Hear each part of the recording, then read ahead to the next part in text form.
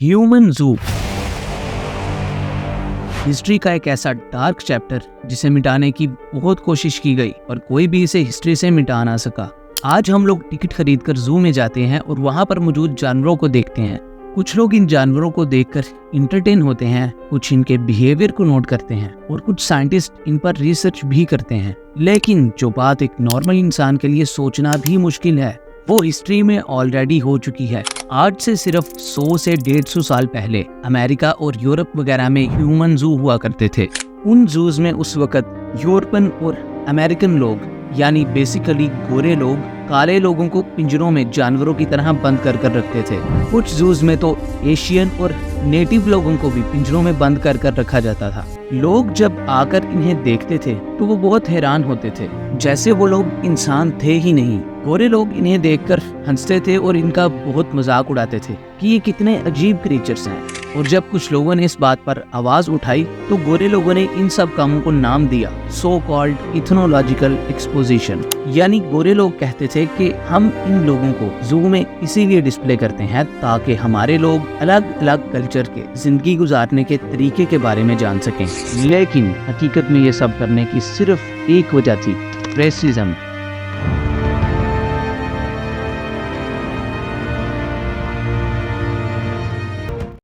इस सब की शुरुआत 18th सेंचुरी में इंडस्ट्रियल रेवोल्यूशन के बाद हुई थी, जब गोरे लोगों ने स्टीम इंजन, रेलवेज और बड़ी बड़ी फैक्ट्रीज बनाकर मॉडर्न इंडस्ट्री और टेक्नोलॉजी की शुरुआत की थी। जब जमाना आहिस्ता आहिस्ता मॉडर्न हो रहा था तो इन गोरे लोगों ने कहा कि हमें बड़े बड़े मेले लगाने चाहिए जहां पर हम अपने नए नए इन्वेंशंस, इनोवेशंस और स्ट्रेंज चीजें लोगों को दिखाएंगे।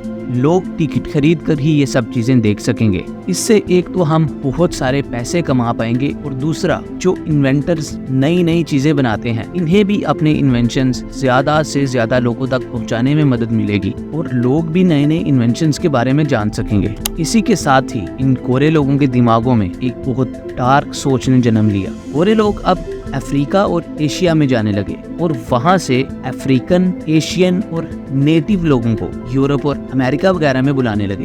कुछ लोगों को ये कहते थे कि हम तुम्हें हमारे मुल्क में काम देंगे जिसके बदले में तुम्हें खूब सारे पैसे मिलेंगे। उन पैसों से तुम अपनी और अपनी फैमिली की देखभाल अच्छी तरह से कर सकोगे। और गरीब लोग पैसा कमाने के लिए दूसरे मुल्क जाने पर राजी हो जाते। लेकिन ज्यादातर केसेस में ये गोरे लोग अफ्रीकन लोगों को जबरदस्ती कैद कर शिप के जरिए यूरोप और अमेरिका वगैरह में ट्रांसपोर्ट कर देते थे, जैसे कि वो लोग इंसान थे ही नहीं बल्कि कोई ऑब्जेक्ट्स थे। एक दफा जब वो लोग यूरोप और अमेरिका पहुंच जाते तो इनकी वापसी के सारे रास्ते बंद कर दिए जाते थे और इनके कॉन्ट्रैक्ट फाड़कर इन्हें पिंजरों में कैद कर दिया जाता था और ये पिंजरे उन मेलों में रख दिए जाते थे। गोरे लोग बड़ी तादाद में सिर्फ इन लोगों को देखने के लिए आते थे। कुछ मेलों में तो आर्टिफिशियल विलेजेस भी बनाए जाते थे और इन लोगों को इस विलेज में छोड़ दिया जाता था। लेकिन एट द एंड इन सभी लोगों के साथ जानवरों वाला सलूक ही किया जाता था। जब ये काले लोग अपनी इस जबरदस्ती की गुलामी के पैसे मांगते जो कि इनके कॉन्ट्रैक्ट में भी लिखा था तो ये गोरे लोग इन्हें पैसे देने के बजाय मारते थे। अगर कोई अपनी इस जिंदगी से तंग आकर वहां से भागने की कोशिश करता तो वो लोग इसे जेल में बंद करते थे और अगर तब भी वो काम करने से इनकार करता तो वो लोग इसके हाथ पांव तक काट देते थे। अगर फिर भी बाय चांस उसने इनकार कर दिया तो वो लोग इसे जान से ही मार देते थे, जैसे उनकी लाइफ की कोई वैल्यू थी ही नहीं। बहुत से काले लोग इस चीज से तंग आकर सुसाइड कर लेते थे, लेकिन उनके सुसाइड करने से भी इन गोरे लोगों को कोई फर्क नहीं पड़ता था। वो इनकी लाशों को ठिकाने लगाकर एक बिल्कुल नॉर्मल लाइफ गुजारते थे। इसके कुछ ही सालों के बाद ये लोग साउथ अफ्रीका से सियारा ब्रैडमैन नाम की एक औरत को जबरदस्ती कैद कर यूरोप ले आए। ये लोग सियारा को अलग अलग मेलों में डिस्प्ले करने लगे। उन लोगों ने सियारा को एक इंसान की तरह नहीं बल्कि एक ऑब्जेक्ट की तरह ट्रीट किया। इन लोगों ने सियारा को एक नया और डिस्गस्टिंग नाम दिया, हॉटेंटॉट वीनस। और ये लोग सियारा को सिर्फ इसलिए पकड़ कर लाए थे क्योंकि सियारा की बॉडी की शेप और साइज आम लोगों से काफी मुख्तलिफ थी। इन गोरे लोगों ने सियारा ब्रैडमैन के साथ क्या क्या किया ये मैं इस वीडियो में बता तक नहीं सकता। सिर्फ इतना ही कह सकता हूँ कि वो सभी काम इंसानियत से गिरे हुए थे। लगातार मेंटल और फिजिकल टॉर्चर बर्दाश्त करने के बाद आखिरकार 1815 में सियारा की भी मौत हो गई। लेकिन इन लोगों ने सियारा के मरने के बाद भी इसकी जान नहीं छोड़ी। سیارا کی موت کے بعد اگلے 100 سال سے بھی زیادہ وقت کے لیے اس کے باڈی پارٹس کو کاٹ کر ایک میوزیم میں رکھ دیا گیا۔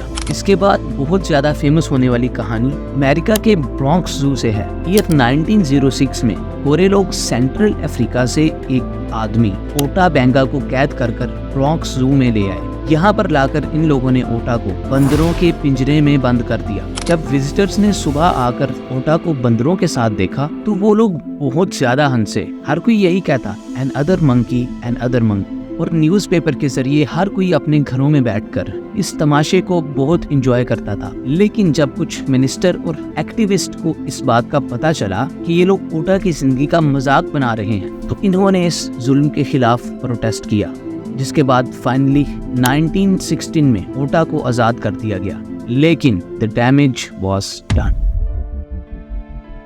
آزاد ہونے کے بعد بھی اوٹا ہر وقت پریشان رہتا تھا۔ اس 10 سال کی قید نے اوٹا کو پرماننٹ ٹراما میں ڈال دیا تھا، جس سے وہ کبھی بھی باہر نہیں نکل سکا۔ آپ ایک دفعہ امیجن کر دیکھو کہ ایک انسان جسے 10 سال کے لیے زبردستی بندروں کے پنجرے میں بند کیا گیا ہو، جسے دیکھ کر ہر کوئی ہنسے، جس کی زندگی کا مذاق بنایا گیا ہو، جسے یہ یقین دلایا گیا ہو کہ اس کی زندگی کی ویلیو اس پنجرے سے بھی کم ہے جس میں وہ قید ہے، تو اس کی مینٹل کنڈیشن کیا رہی ہوگی۔ ان سب چیزوں سے تنگ آ کر اوٹا نے آزاد ہونے کا فیصلہ کیا اور کچھ ہی دنوں بعد خودکشی کر لی۔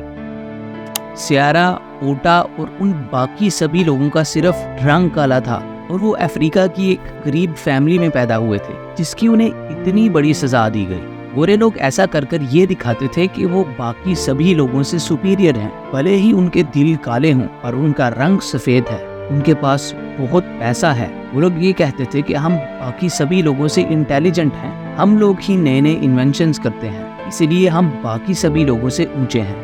اب میں آپ کو اوٹا کے وقت سے پہلے کے ایک انسیڈنٹ کے بارے میں بتاتا ہوں۔ یہ انسیڈنٹ ہیومن زو سے لنک نہیں ہے، پر پھر بھی اس انسیڈنٹ سے پتہ چلتا ہے کہ گورے لوگ کتنے زیادہ کرول ہوا کرتے تھے۔ یہ بات ہے سال 1841 کی، جب نیو یارک میں سولومان نورتھپ نام کا ایک آدمی اپنی فیملی کے ساتھ رہتا تھا۔ سولومان ایک بہت شریف آدمی تھا، اس نے کبھی بھی کوئی کرائم نہیں کیا تھا، بلکہ یہ ایک ٹیلنٹڈ میوزیشین تھا اور نیو یارک میں بڑے آرام اور سکون کی زندگی گزارتا تھا۔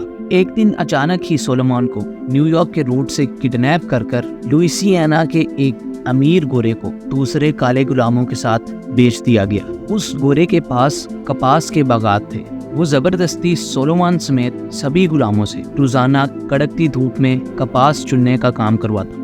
اسی طرح اور بھی بہت سے کالے غلام بہت سے گورے مالکوں کو بیچے گئے۔ یہ گورے مالک ان سبھی غلاموں کو بنا کسی غلطی کے اتنا ٹارچر کرتے تھے اور اتنا مارتے تھے کہ وہ غلام درد کی وجہ سے موت کی بھیک مانگنے لگ جاتے تھے۔ لیکن گورے لوگ انہیں مارتے بھی نہیں تھے، کیونکہ اگر وہ مر گئے تو ایک غلام کم ہو جائے گا۔ یہ کام غلاموں کو روزانہ کرنا ہی پڑتا تھا، پھر چاہے وہ بیمار ہوں یا مار کھا کر ان کے ہاتھ ہی کیوں نہ ٹوٹ گئے ہوں، پر کام انہیں روزانہ کرنا ہی پڑتا تھا۔ سبھی اس غلامی کو ہی اپنا نصیب مان چکے تھے اور نا امید ہو گئے تھے۔ لیکن حالات چاہے کیسے بھی رہے ہوں، پر سولومان نے کبھی بھی امید نہیں چھوڑی۔ وہ ہمیشہ اسی کوشش میں لگا رہتا کہ میں کیسے اس غلامی سے آزاد ہو سکتا ہوں۔ پر آزادی کے لیے بہت کوشش کرنے کے باوجود سولومان کو غلامی میں 1 سال گزر گیا۔ اس کے بعد دوسرا سال، پھر تیسرا، پھر چوتھا سال کے بعد سال گزرتے ہی گئے، پر سولومان آزاد نہ ہو سکا۔ لیکن سولومان ہمیشہ یہی کہتا تھا I was born a free man, I am a free man, I am not a slave۔ سولومان کے اسی جذبے کی وجہ سے 12 سال غلامی کرنے کے بعد اس کی کوشش اور محنت رنگ لائی اور فائنلی سولومان آزاد ہو گیا۔ 12 سال تک لگاتار اتنا مینٹل اور فزیکل ٹارچر برداشت کرنے کے بعد بھی سولومان نے ہار نہیں مانی۔ سولومان نے یہ نہیں سوچا کہ مجھے سوسائڈ کرنی چاہیے یا میں اب چپ کر اپنے گھر میں بیٹھ جاؤں گا، بلکہ سولومان نے اس کا بالکل الٹا کیا۔ سولومان نے ایک کتاب لکھی 12 years a slave۔ سولومان نے اس کتاب میں اپنی پوری زندگی کے بارے میں لکھا کہ کیسے اسے کڈنیپ کیا گیا، 12 سال تک اس نے کیا کیا ظلم برداشت کیے اور سولومان آخر آزاد ہوا کیسے۔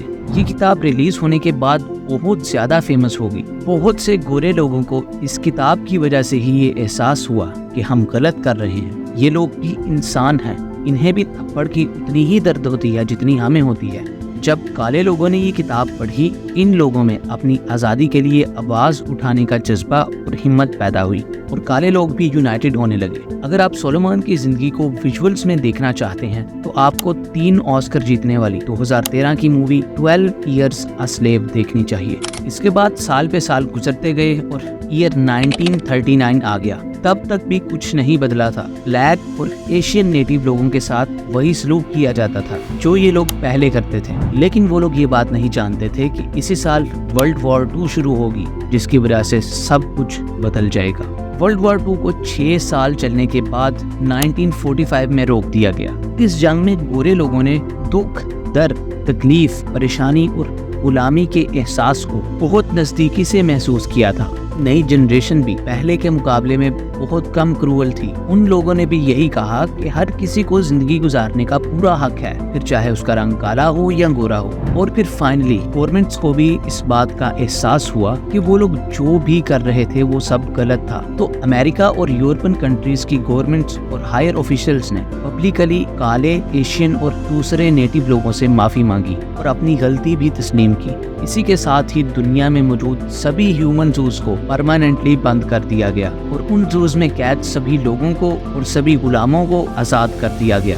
آہستہ آہستہ کر عام لوگوں میں بھی کالے گورے کا یہ بھید بھاؤ کم ہونے لگا۔ لیکن ہمیں ایک بات ہمیشہ یاد رکھنی چاہیے، ڈونٹ جج اے بک بائی اٹس کور۔ کبھی بھی ہمیں کسی کو اس کی ہائٹ یا کلر سے جج نہیں کرنا چاہیے، بھلے ہی کسی کی ہائٹ کم ہے یا زیادہ ہے، کسی کا رنگ سفید ہے یا کالا ہے، ہمیں کسی کا بھی مذاق اڑانے کا کوئی حق نہیں ہے، کیونکہ اگر سفید رنگ ہونے کا مطلب سپیریئر ہونا ہوتا تو محمد علی کبھی بھی اس دنیا کے greatest boxer of all time نہیں بنتے، کیونکہ رنگ ان کا بھی کالا تھا اور انہیں کالے لوگ ہی نہیں بلکہ گورے لوگ بھی گریٹسٹ آف آل ٹائم ہی کہتے ہیں۔ براک اوباما کبھی بھی USA کا پریزیڈنٹ نہیں بنتا، کیونکہ رنگ براک اوباما کا بھی کالا تھا۔